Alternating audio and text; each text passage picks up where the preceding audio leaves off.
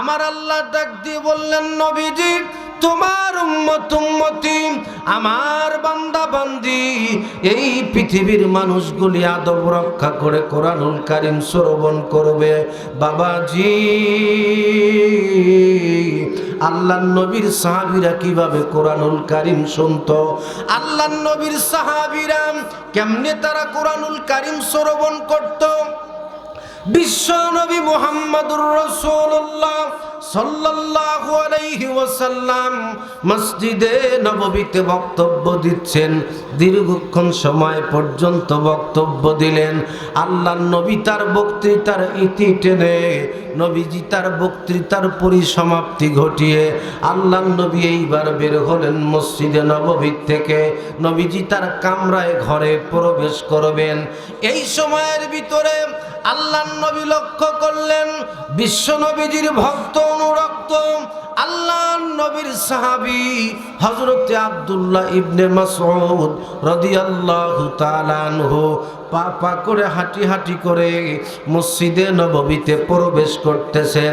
আল্লাহর নবী এই সময় ডেকে বললেন, আব্দুল্লাহ ইবনে মাসউদ রে, দীর্ঘক্ষণ সময় পর্যন্ত মসজিদে নববীতে বক্তৃতা দিলাম, অনেকগুলো সাহাবী আমার সামনে ছিল, তুমি আমার সামনে ছিলে না। আমার বক্তব্য শেষ, এইবার আমি আমার কামরায় চলে যাই, আর এই সময় তুমি মসজিদে নববীতে কেন প্রবেশ করতেছ? ও আব্দুল্লাহ ইবনে মাসউদ, এতক্ষণ তুমি কোথায় ছিলে? আব্দুল্লাহ ইবনে মাসউদ রাদিয়াল্লাহু তাআলা আনহু পরিষ্কার কণ্ঠে আল্লাহর নবীকে একটা ডাক দিলেন, ইয়া রাসূলুল্লাহ, ইয়া হাবিবাল্লাহ, নবীজি আপনার জান্নাতি কদম মোবারকে আমার পিতা মাতা কুরবান হয়ে যাক। নবীজি আমি অনেক আগে আমার বাসার থেকে বের হয়েছিলাম মসজিদে নববীতে আসব, আপনার জবান থেকে কোরআন হাদিসের কথাগুলো শ্রবণ করব, কিন্তু নবীজি আমি যখন রাস্তার প্রতিমধ্যে চলে আসলাম, রাস্তার মাঝামাঝি জায়গায় চলে আসলাম, হঠাৎ করে আমার কানের মধ্যে আপনার পবিত্র জান্নাতি কণ্ঠে উচ্চারিত একটি শব্দ ভেসে আসলো, ইজলিস। আপনি বসতে বললেন, সঙ্গে সঙ্গে আমি রাস্তার মধ্যে বসে গেলাম। এইবার আমি উঠে দাঁড়াইলাম, আমি ভাবলাম না না, এই জায়গায় বসে থাকলে হবে না, মসজিদে নববীতে চলে যাই, আল্লাহর নবীর কাছে যাব, নবীজির জবান থেকে কোরআনুল কারীম শ্রবণ করব। কিন্তু নবীজি এই মুহূর্তে কোরআনুল কারীমের আয়াত আমার মনে পড়ল, আমার আল্লাহর বক্তব্য, বান্দাম কুল ইন কুনতুম তুহিব্বুনাল্লাহ ফাত্তাবিউনি ইউহিব্বুকুমুল্লাহ ওয়া ইয়াগফির লাকুম যুনুবাকুম ওয়াল্লাহু গফুরুর রহিম। আল্লাহ রাব্বুল আলামিন বলেন, কুল ইন কুনতুম তুহিব্বুনাল্লাহ, হে রাসূল আপনি বলুন যারা বলে আমরা আল্লাহকে ভালোবাসি, ফাত্তাবিউনি, তারা যেন আপনি নবীর ইত্তেবা করে, তারা যেন আপনার অনুকরণ করে, আপনার অনুসরণ করে, তাহলে আমি আল্লাহকে ভালোবাসা হবে। এই জন্য আমি ওই জায়গায় বসে গেছি। নবীজি যার কারণে আসতে আমার দেরি হয়ে গেল। আল্লাহর নবী ডেকে বললেন, ও আব্দুল্লাহ ইবনে মাসউদ, আমি তো তোমাকে রাস্তায় বসতে বলি নাই রে বেটা, আমি যে যতক্ষণ সময় মসজিদে নববীতে কথা বলতেছিলাম ওই সময় লক্ষ্য করলাম অনেকগুলো সাহাবী আমার সামনে দাঁড়িয়ে ছড়িয়ে ছিটিয়ে বিক্ষিপ্ত এলোমেলো ভাবে রয়েছে, তাদেরকে লক্ষ্য করে আমি বসতে বলেছিলাম। বাজান রে আমার, তাহলে এইবার আসেন আল্লাহর নবীর সাহাবীরা আল্লাহ নবীকে কিভাবে আনুগত্য করত, আল্লাহ নবীকে কিভাবে মানত। আল্লাহ নবী বলেন ক্বালান নবিয়্যু সাল্লাল্লাহু আলাইহি ওয়াসাল্লাম, আল্লাহ নবী বলেন ইন্নাল উলামা ওয়ারাসাতুল আম্বিয়া, ইন্নাল উলামা ওয়ারাসাতুল আম্বিয়া। আল্লাহ নবী বলেন নিশ্চয়ই উলামা ইকরাম হচ্ছে আমার ওয়ারিস, আমার নায়েব। এই জন্য সাহাবীরা যেইভাবে আল্লাহ নবীকে মানতেন, আল্লাহ নবীর অনুকরণ করতেন, আল্লাহ নবীর অনুসরণ করতেন। আবু বকর সিদ্দিক রাদিয়াল্লাহু তাআলা আনহু যেইভাবে বিশ্ব নবীকে মানতেন, আজকেও আপনাদেরকে আলেমদেরকে ওইভাবে মানতে হবে, আলেমদের কথা ওইভাবে শুনতে হবে। সাহাবীরা যেইভাবে নবীর কথা শুনেছেন। ও মুসলমানেরা, লম্বা করব না, আল্লাহর নবী বিশ্ব নবী মুহাম্মদুর রাসূলুল্লাহ সাল্লাল্লাহু আলাইহি ওয়াসাল্লাম মানুষকে দ্বীনের দাওয়াত দেন, ইসলামের দাওয়াত দেন, কালিমার দাওয়াত দেন, জাহান্নামী মানুষগুলাকে জান্নাতের পথ দেখান, আল্লাহ ভোলা মানুষগুলাকে আল্লাহ ভোলা বানান। আল্লাহ নবী ছুটছেন, মানুষকে দাওয়াত দিচ্ছেন, আল্লাহ নবী দ্বীনের তাবলীগ করতেছেন। ও মুসলমান, এই মুহূর্তে আল্লাহ নবীর থেকে মানুষ যেন কোরআন না শোনে, নবীজির কাছে যেন মানুষ না যায়। মক্কার অলিতে গলিতে কাফেরেরা অনেক প্রকার ষড়যন্ত্র চালিয়ে, অনেক প্রকার পরামর্শ করে মানুষদেরকে সেই জায়গা থেকে বিতাড়িত করতে পারল না। এইবার তারা আইন পাশ করলো, ওয়াকালাল্লাযীনা কাফারু লা তাসমাউ লিহাদাল কুরআন ওয়ালগাউ ফীহি লাআল্লাকুম তাগলিবুন। কাফেররা আইন পাশ করলো, আজ থেকে তোমরা কেউ আব্দুল্লাহর বেটা মুহাম্মদ সাল্লাল্লাহু আলাইহি ওয়াসাল্লামের কাছে যাবে না, তোমরা কেউ মুহাম্মাদের কাছ থেকে কোরআন শুনবে না। আইন পাশ করলো, কেউ যাবে না। এমনি মুহূর্তে হঠাৎ করে রাতের বেলা, রাতের অন্ধকারে এক পর্যায়ে কাফেররা আইন পাশ করার পরে নেতারা নিজেরাই গেছেন আল্লাহ নবীর ঘরের পিছনে দাঁড়িয়ে, বিশ্ব নবীজির ঘরের পিছনে দাঁড়িয়ে আল্লাহ নবীজির জবান থেকে কোরআনুল কারীম শ্রবণ করতেছেন। সকালবেলা একজন আর একজনকার সঙ্গে ধাক্কা খায়, খেয়ে বলে, নেতা আপনি তো আইন পাশ করলেন কোরআনের বিরুদ্ধে, কোরআন শোনা যাবে না, তাহলে কেন কোরআন শোনার জন্য আসতেন?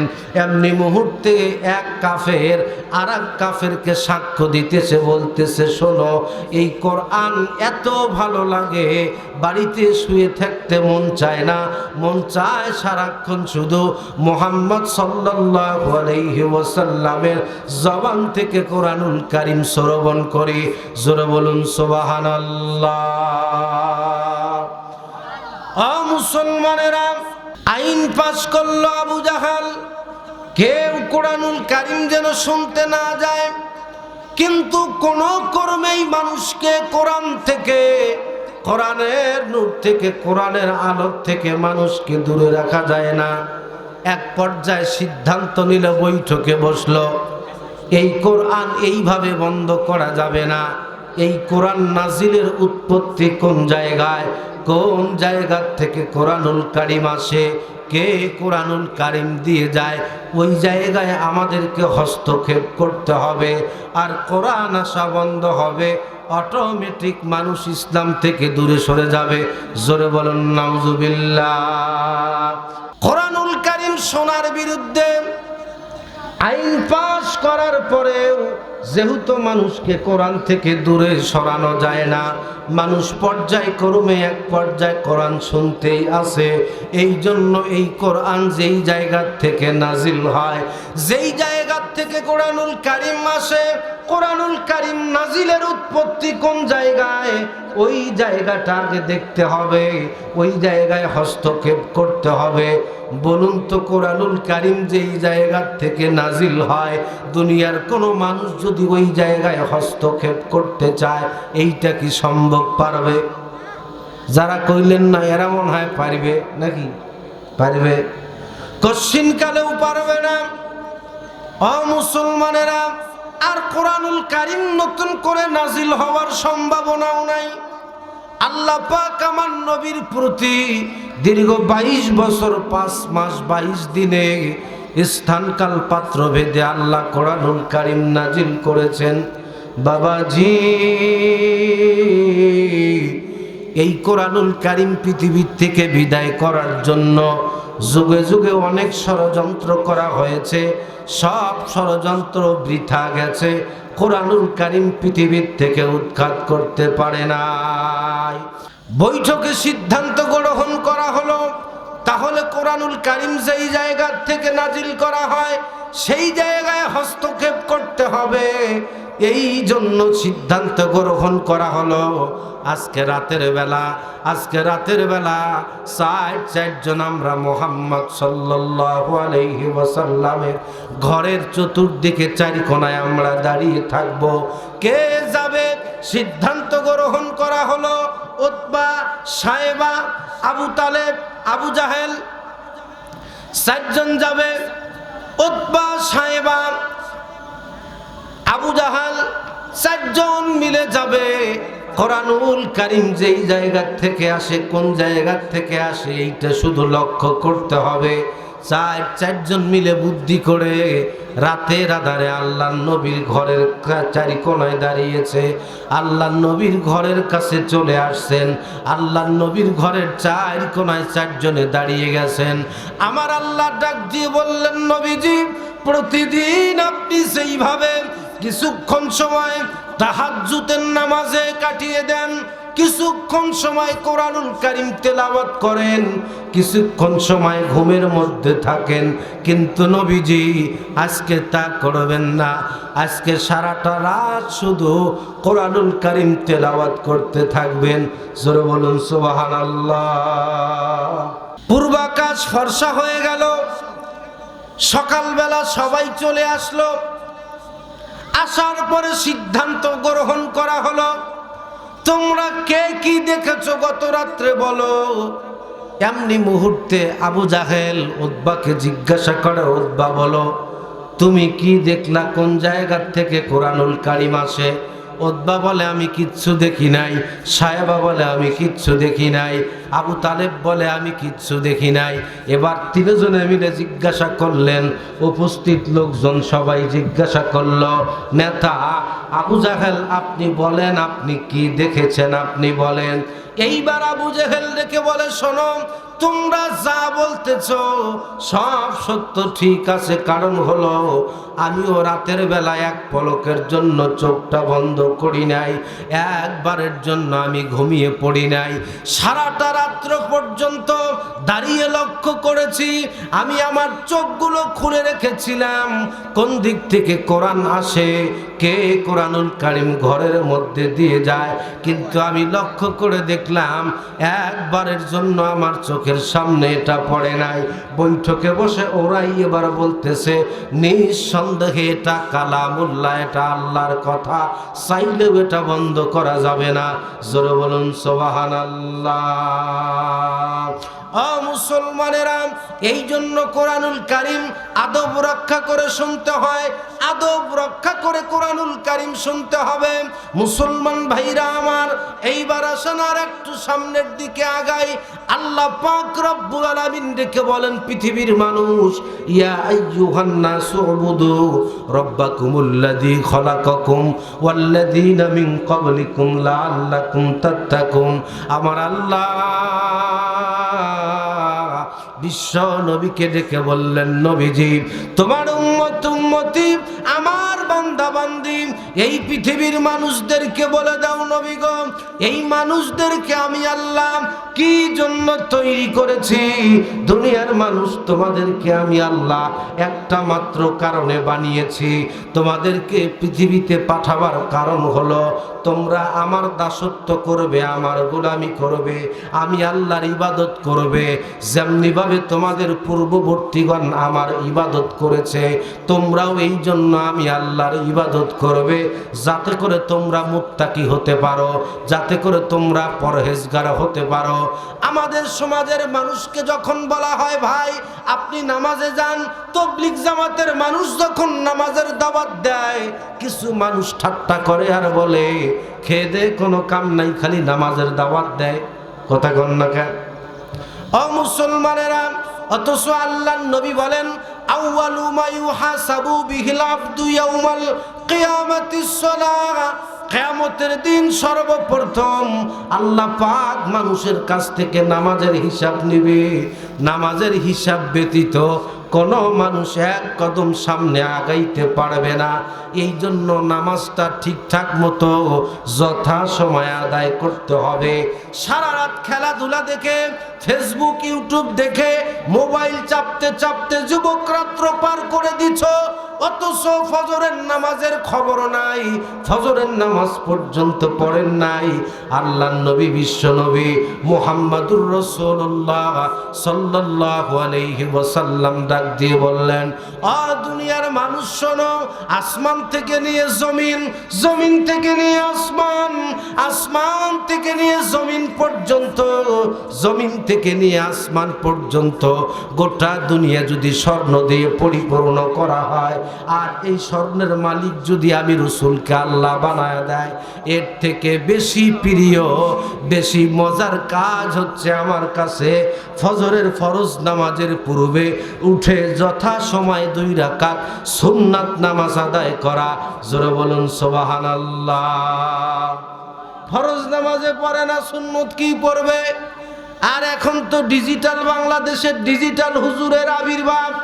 এখনকার হুজুরদের দোয়া মোনাজাত লাগে না, এখনকার হুজুরদের নফল নামাজ লাগে না, এখনকার হুজুররা বলে নফল রোজা লাগে না, আর বলে খালি লাগে না, লাগে না, কিছুই লাগে না।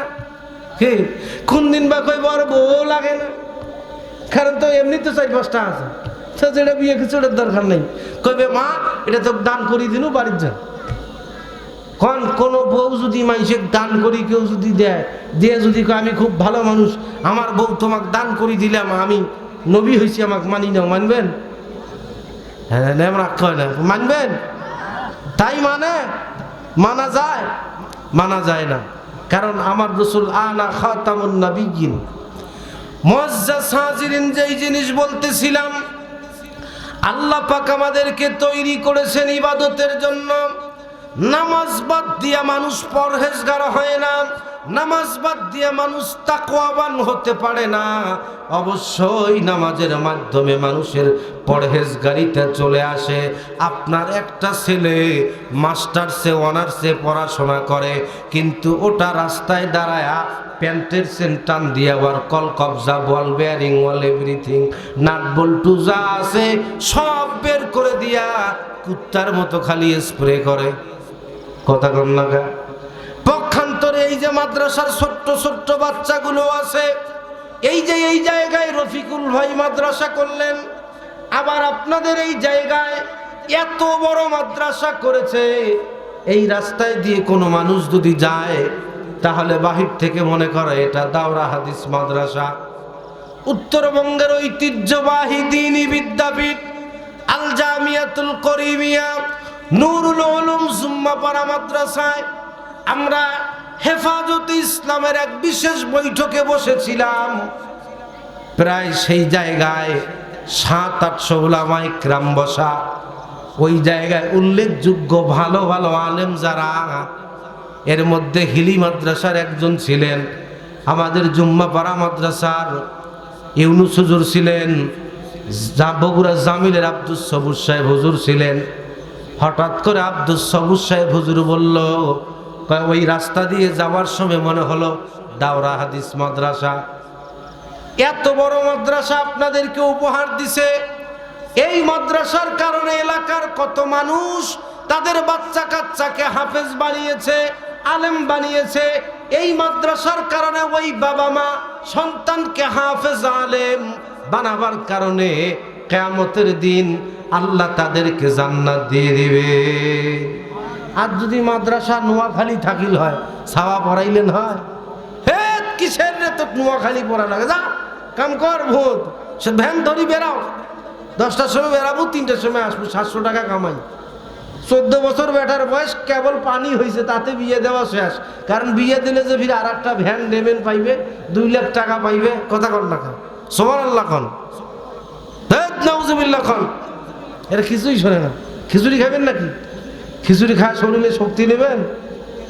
মুআজ্জাজ হাজিরিন, আর অল্প সময় কথা বলবো। এই যে মাদ্রাসা তৈরি করেছেন, মাদ্রাসার ছোট্ট ছোট্ট বাচ্চাগুলো দাঁড়িয়ে পেশাব করে না, কথা বলেন না কেন? আপনার যে সন্তান অনার্সে পড়ে, মাস্টার্সে পড়ে, খাড়া হয় ওটা কুত্তার মতো মতে, মাটির ঢেল নেয় না, পানি নেয় না, টিস্যু নেয় না। আর মাদ্রাসার এমনও বাচ্চা আছে যেটা মাথা কাটে নাই, যেটার উপর নামাজ পড়া ফরজ হয় নাই, যেই বাচ্চার উপর শরীয়তের বিধান আসে নাই।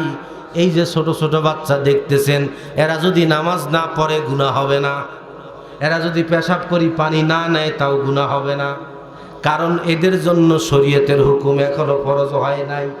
কিন্তু এই বাচ্চারা এখন থেকে তারা পেশাব করার পরে টিস্যু ব্যবহার করে, মাটির ঢেল ব্যবহার করে, পানি ব্যবহার করে, উযু দিয়ে পবিত্রতা অর্জন করে। অবদান হলো মাদ্রাসা। মুআজ্জাজ হাজিরিন, তাহলে পার্থক্য এই জায়গায়, মাদ্রাসার বাচ্চাটা বসে পেশাব করে, পবিত্রতা অর্জন করে ওই সময় থেকে, যখন থেকে সে কিছুই বোঝে না, জানে না, বা তাকে পবিত্র হতে হবে এই বিধানও তার উপর আসে নাই, তখন থেকেই তারা পবিত্র হয়। এই চমৎকার সুন্দর একটা নতুন আর একটা মাদ্রাসা রফিকুল ভাই এই জায়গায় উপহার দিল। যতক্ষণ পর্যন্ত এই জায়গায় বাচ্চারা কোরআনুল কারীমের তেলাওয়াত করবে, ততক্ষণ পর্যন্ত এই বাচ্চারা যতদিন মাদ্রাসা থাকবে কোরআন তেলাওয়াত করা হবে। এই জায়গায় কোরআন তেলাওয়াত করবে ছাত্ররা, এই জায়গায় হাদিস শরীফ তেলাওয়াত করবে, তাহাজ্জুদের নামাজ পড়বে, 5 ওয়াক্ত নামাজের আযান ইকামত জামাত হবে। ও মুসলমান, বিনিময়ে এলাকার মানুষের কবরের আযাব আল্লাহ মাফ করে দিবে। মাদ্রাসার এই তালবে ইলম বাচ্চাগুলো রাস্তা দিয়ে হাঁটবে, মানুষের মাইয়েতের মৃত ব্যক্তির কবরের আযাব মাফ করে দিবে। অথচ আপনার বাবার সম্পদ আপনি ভক্ষণ করেন, আপনার বাবার সম্পদ আপনি খান, বাবার জমিতে আপনি থাকেন, বাবার দেওয়া ঘরে আপনি থাকেন, বাবার খাটে আপনি ঘুমান। আপনার বাবা মরে গেল, একদিনের জন্য বাবার কবরটা জিয়ারত করেন নাই। আর এই মাদ্রাসা হওয়ার কারণে, মাদ্রাসার ছাত্র রাস্তা দিয়ে কবরের পাশ দিয়ে যাওয়ার কারণে, মাদ্রাসার উসিলায় আপনার আব্বার কবরের আযাব আল্লাহ মাফ করে দিবেন। তাহলে মাদ্রাসার দরকার আছে না নাই? অন্তত পক্ষে যারা আসেন নাই বাড়ির থেকে শুনতেছেন, শোনেন, এই মাদ্রাসার দরকার আছে। মাদ্রাসাকে সহযোগিতা করতে হয় 2টা জিনিস দিয়া। 1 নম্বরে হলো অর্থ এবং দোয়া দিতে হয়, 2 নম্বরে বাচ্চা দিতে হয়। নিজের সন্তানকে মাদ্রাসায় দেওয়া লাগে, নিজের সন্তানকে মাদ্রাসায় পাঠানো লাগে। শেষ ঘটনা বলে দেই মুসলমান, একজন সন্তান বাড়ির থেকে রওনা দিয়েছে, মাদ্রাসায় ভর্তি হবে, এখন পর্যন্ত মাদ্রাসায় পৌঁছায় নাই, ভর্তি ফর্মটা পর্যন্ত পূরণ করে নাই। ওই সন্তান যদি ইতিম হয়, ওই বাচ্চার বাবা মা যদি কবরের মধ্যে থাকে, আল্লাহ পাক ডাক দিয়ে বলে ফেরেশতারে, ওই যে আমার মাসুম বাচ্চা, ওই যে আমার বান্দা বান্দি মাদ্রাসার দিকে ছুটছে কোরআন শেখার জন্য, ইলম শিক্ষার জন্য মাদ্রাসার দিকে হন হন করে ছুটছে, ফেরেশতা আমার বান্দার আব্বা আম্মা মরে গেছে, তাদের কবরে আযাব দিও না, শাস্তি দিও না, তাদের কবরে আযাব মাফ করে দাও। আর কোন সন্তান যখন মাদ্রাসায় পৌঁছে যায়, ভর্তি ফর্মটা পূরণ করে, ব্যাগ, ব্রিফকেস, লাগেজ, বস্তা, ট্রাঙ্ক এক জায়গায় রেখে দিয়া ক্লাসরুমে যখন চলে যায়, উস্তাদের কাছে যখন গিয়ে বসে, উস্তাদ যখন ডেকে বলে বেটা পড় আলিফ বা তা সা জিম, সঙ্গে সঙ্গে আল্লাহ পাক ডেকে বলে ফেরেশতা আমার ওই বান্দা বান্দির, আমার ওই বান্দার আব্বা আম্মার জীবনের গুনাহগুলি মাফ করে দাও। তাহলে বাচ্চা আলেম বানানো, হাফেজ বানানো খারাপ কাজ না ভালো কাজ? কথা বলেন, ভালো কাজ। এই জন্য সর্বোচ্চ চেষ্টা করবেন, বেশি বেশি দোয়া করবেন। যেই মানুষ এত সুন্দর জিনিস উপহার দিল, যেই মানুষ এত সুন্দর প্রতিষ্ঠান উপহার দিল, ওই মানুষের সুস্থতার জন্য দোয়া করতে হবে। কারণ ওই মানুষ যতদিন সুস্থ থাকবে, যেরকম আকাশ ছোঁয়া দৃষ্টিনন্দন বিল্ডিং গোপীনাথপুর মাদ্রাসা করছে দেখার মতো, ওই মানুষ সুস্থ থাকবে যতদিন, এই মাদ্রাসার উন্নতি হবে ততদিন। হুজুর তো মেলা আছে, আছে না? হুজুর তো আপনাদের এলাকাতে মেলা আছে। তখন আমি বাজারে গেছি প্রেশারটা নামার জন্যে আর প্রেশারের ওষুধ নেওয়ার জন্য। এখন এক মৌলবি অন্য রকমের একটা রং কথা বলল। তাই আমি বললাম ভাই উনি কি কি সেটা ভিন্ন জিনিস, তা আপনি এত ভালো, আপনি কি করছেন? তখন আর কথা কয় না। তুমি তো হে মিয়া বিয়ে করার সময় মোটরসাইকেল ডিমেন নিয়ে বিয়ে করছেন, কথা কন না কা? তুমি বিয়ে করার সময় যৌতুক নিয়েছেন, তোমার অবদান কি? অবদান নাই।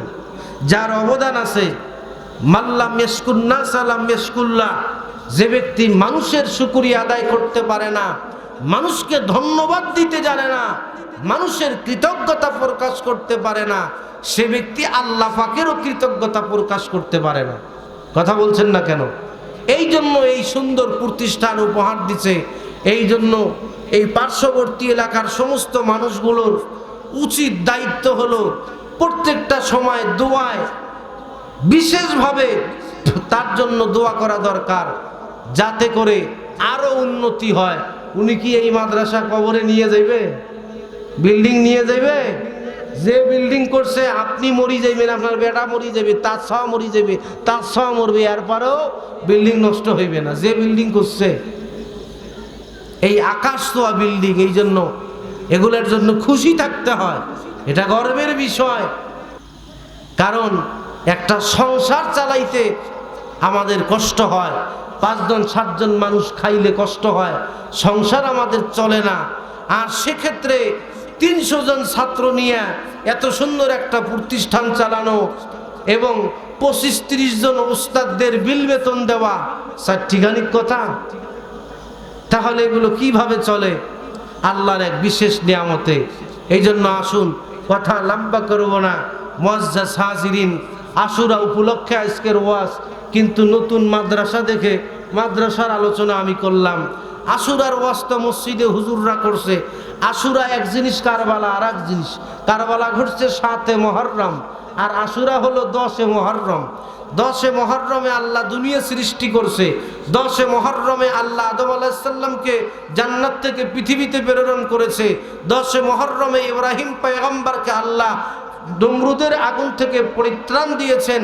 10 মুহররমে মুসা নবীকে ফেরাউনের আযাব থেকে, গজব থেকে, শাস্তির থেকে মুসা আলাইহিস সালামকে আল্লাহ রক্ষা করেছেন। 10 মুহররমে আল্লাহ তাআলা এই পৃথিবীতে আবার কিয়ামত সংগঠিত করবেন। কিন্তু 10 মুহররম চলে গেল, কিয়ামত হয় নাই। সামনে 10 মুহররম থাকলেও কিয়ামত হবে না। কারণ হলো নবীজি বলেছেন, লা তাকুমুস সাআতু হাত্তা ইয়াকুলার রাজুলু ফিল আরদি আল্লাহু আল্লাহ। যতদিন পর্যন্ত জমিনে একজন মানুষ আল্লাহকে আল্লাহ বলে ডাকবে, ততদিন পর্যন্ত কিয়ামত হবে না। এত হুজুর, এত মাদ্রাসা, আলেম ওলামা থাকতে, নামাজি মানুষ থাকতে কিয়ামত এত তাড়াতাড়ি হবে? হবে না, বহু দেরি আছে। কিন্তু শালা আহলে হাদিসের মৌলবীরা খালি কয় কিয়ামত, খালি কয় কিয়ামত। উমর কিয়ামতের কথা শুনতে শুনতে 2 যুগ পার করলাম, কিয়ামত আর দেখোছি না। এই জন্য কিয়ামত হবে, বহু দেরি আছে। মুআজ্জাজ হাজিরিন, সেই কারবালা আর আশুরা ভিন্ন জিনিস। কিন্তু এই আশুরার আলোচনা করতে গিয়া, মুহররম মাসের আলোচনা করতে গিয়া, এর ফজিলত এবং শিক্ষা আলোচনা করতে গিয়া, কারবালার আলোচনা, কারবালার ঘটনা, কারবালার কেচ্চা, কারবালার ইতিহাস আলোচনা করতেই হবে, না করলে মুহররমের আলোচনা পরিপূর্ণ হয় না। এই জন্য আলাদা মনে করা যাবে না একটার থেকে আর একটা। হযরত ইমাম হুসাইন রাদিয়াল্লাহু তাআলা আনহু উনি মদিনার থেকে কুফায় চলে গেলেন, অথচ উনি ওখানে যাওয়ার আগে কুফার গভর্নর ছিলেন নুমান ইবনে বাশির রাদিয়াল্লাহু তাআলা আনহু। তিনি গভর্নর থাকাতে চিঠি আসছে, এরপরে মুসলিম বিন আকিলকে প্রেরণ করলেন, তারপরে উনি রওনা দিলেন। ইতিমধ্যে মুসলিম বিন আকিল যাওয়ার পরে 18,000 মানুষ 72 ঘন্টা ওনার হাতে বায়াত গ্রহণ হন ইমাম হুসাইনের নামে। এরপরে ওনাকে শহীদ করা হয় মুসলিম বিন আকিলকে। নোমান ইবনে বাশিরকে ক্ষমতার চেয়ার থেকে সরায়া দিয়া জিয়াদকে কুফার গভর্নর বানানো হয়। আর ইয়াজিদ সিরিয়ায় ক্ষমতার মসনদে বসে থেকে তার বাহিনী দিয়া ইমাম হুসাইনকে নির্যাতন করলেন, এমনভাবে মারলেন, অনেক ঘটনা। মারার পরে মস্তক যখন সিরিয়ায় নিয়ে যাওয়া হলো, সিরিয়ায় নিয়ে যাওয়ার পরে ইয়াজিদ বাম হাত পিছনে দিয়া ডান হাতে লাঠি নিয়া ইমাম হুসাইনের মুখের মধ্যে লাঠি প্রবেশ করাইতে লাগলো আর বলল, তোমাকে মানা করছিলাম আসিও না, তুমি কেন আসলে ক্ষমতার জন্যে? দেখো তুমি কোথায়, আমি কোথায়? আমি ক্ষমতার চেয়ারে। আল্লাহর নবীর একজন সাহাবী ছিলেন হযরত আনাস ইবনে মালিক রাদিয়াল্লাহু তাআলা আনহু, ৮৬ বছর বয়স, বৃদ্ধ মানুষ, লাঠিতে ভর করে দাঁড়িয়ে ইয়াজিদকে ধমক দিয়ে বলল, ইয়াজিদ তুমি যে কাজটা করলে এটা অন্যায় করলে, কারণ আমি রসুলের 10 বছরের খাদেম ছিলাম, আমি রসুলের কাছ থেকে দেখেছি ওই ঠোঁটের মধ্যে মুহাম্মাদুর রাসূলুল্লাহ সাল্লাল্লাহু আলাইহি ওয়াসাল্লাম অসংখ্যবার চুমু খেয়েছেন, সেই ঠোঁটে তোমার লাঠি দিয়া বেইজ্জতি করতে পারো না। এই জন্য আহলে বায়াত তাদের মোহাব্বত ভালোবাসা থাকতে হবে। মুআজ্জাজ হাজিরিন, আসুন এতক্ষণ যা কথা বললাম আল্লাহ তাআলা আমি সহ আপনাদের সকলকে আমল করার তৌফিক দান করুন। সকলে বলুন আল্লাহুম্মা আমিন। মহিলা মায়েরা 4টা কাজ করবেন, আপনারা পর্দায় থাকবেন, নামাজ আদায় করবেন, স্বামীর খেদমত করবেন, রমজানে রোজা রাখবেন, 4টি কাজ করবেন, আল্লাহ তাআলা আপনাদেরকে জান্নাতের 8টি দরজা খুলে দিবেন।